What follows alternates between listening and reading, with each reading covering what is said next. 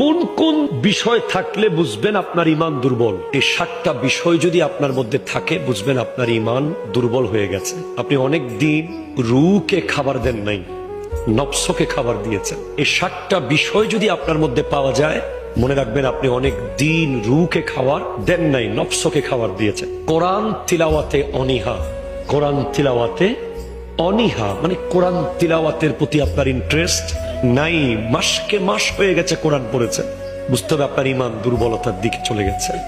2, গরিব মিসকিনদের দান সাদাকায় অনীহা, গরিব মিসকিনদেরকে দান সাদাকায় অনীহা।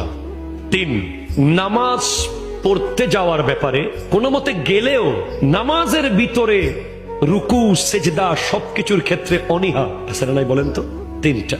4, পাপ করার পরেও গুনাহ করার পরে অনুতপ্ত না হওয়া, গুনাহ করার পরে অনুতপ্ত না হওয়া। অনেক মানুষের দেখবেন গুনাহ করতেছে কিন্তু ভিতরে কোনো কি নেই, গিল্টিনেস। সে যে গুনাহ করেছে সেটা সে কি করলাম হাই আফসোস এটা নাই, সে দিব্যি জীবনযাপন করছে, ঠিক কিনা বলেন? 5, আল্লাহর জিকির, আল্লাহর স্মরণ থেকে দূরে থাকা। দেখবেন কোন এক জায়গায় আল্লাহ জিকির হচ্ছে, আপনার বসতে মন চাচ্ছে না, জিকির করতে মন চাচ্ছে না, আপনি মোবাইল টিপছেন, আপনি গুতাগুতি করছেন, আপনি বন্ধুর সাথে আড্ডা দিচ্ছেন, এদিকে জিকির চলছে, বুঝবেন আপনার ঈমান দুর্বল হয়ে গেছে।